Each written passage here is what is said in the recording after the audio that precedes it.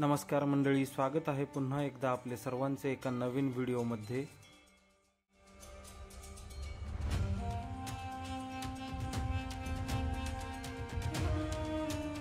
आखाडाचा शेवटचा आठवडा आणि आपण आलोय श्री म्हसोबा देवस्थान खारावडे येथे दरवर्षीप्रमाणे याही वर्षी देवाला हार, नारळ आणि तेल अर्पण करायला।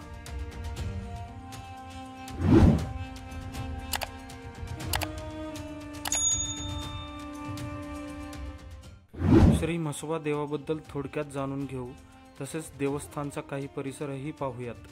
त्या अगोदर आपण आपल्या चॅनलवर नवीन असाल तर आपले चॅनल सबस्क्राइब करा आणि व्हिडिओला लाईक आणि कमेंट करायला विसरू नका।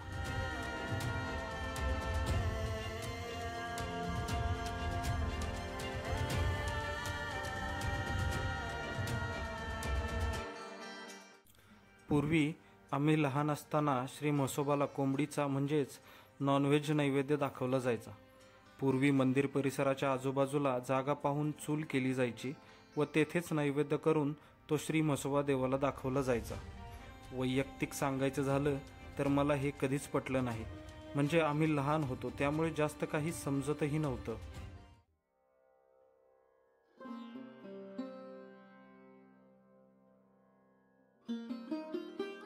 आता ही प्रथा देवस्थान परिसरात बंद आहे, तसा शासनाचा आदेशच आहे पशु हत्या बंदीचा।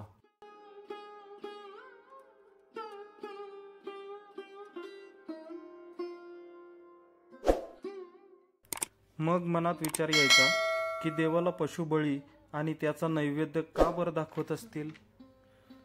मग थोडीफार माहिती गोळा केल्यावर समजलं की श्री म्हसोबा देव हे दोन प्रकारचे असतात, एक गोडा म्हसोबा आणि दुसरा खारा म्हसोबा।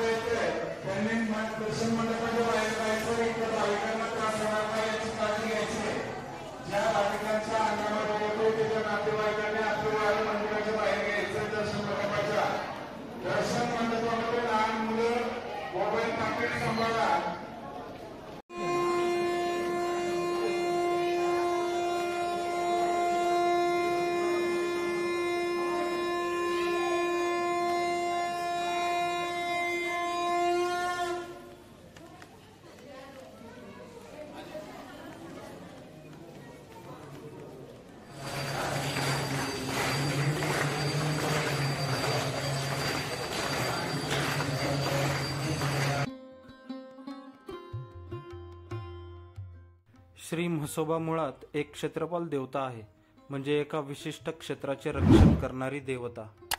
गोडा म्हसोबा म्हणजे सात्विक, शांत, ज्याला खीर, दही, भात, पुरणपोळी इत्यादी नैवेद्य दाखवले जातात।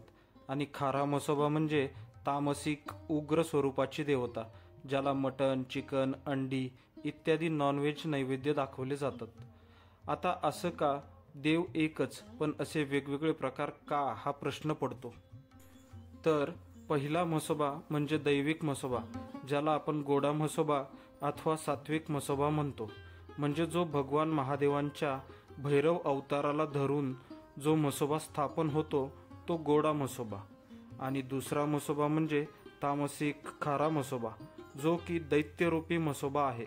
जेव्हा आई जगदंबेने महिषासुराचा वध केला तेव्हा त्याला आई जगदंबेने वर दिला, तू चिरंतर माझ्या पायाशी राहशील आणि तुला मांसाहाराचा नैवेद्य मिळत राहील।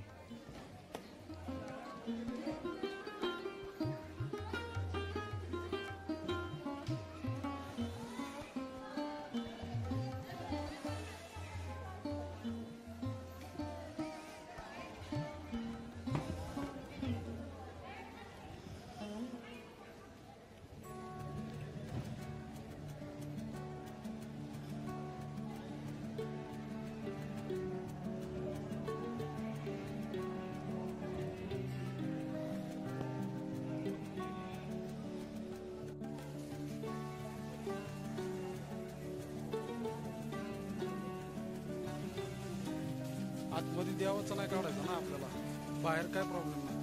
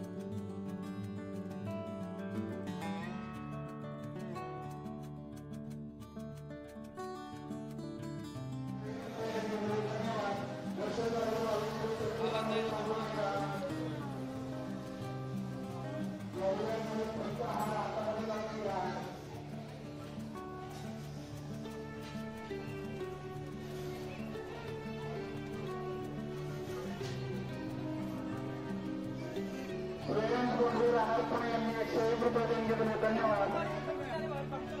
दर्शन झालेले भाविक पुढे सरकत राहा.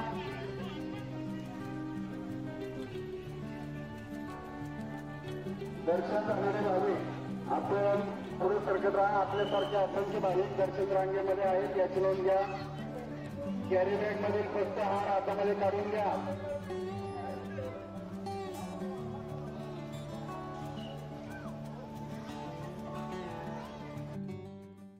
याबद्दल बरीचशी माहिती आपल्याला बऱ्याच ठिकाणी भेटेल, अर्थात यूट्यूबवर सुद्धा आहे. या सगळ्यात मात्र आपण देवाची भक्ती करत असताना कोणत्याही आमिषाला अथवा भोंदूभावांच्या बोलण्याला बळी पडू नये.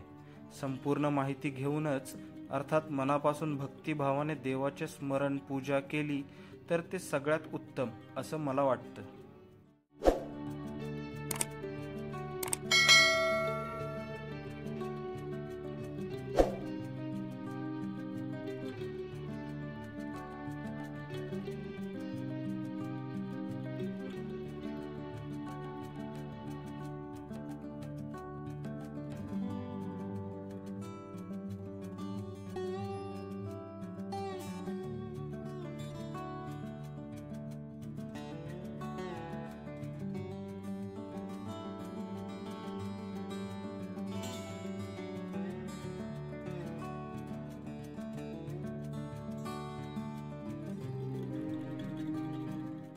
चला तर मग भेटूया नवीन ठिकाणी नवीन माहिती सोबत.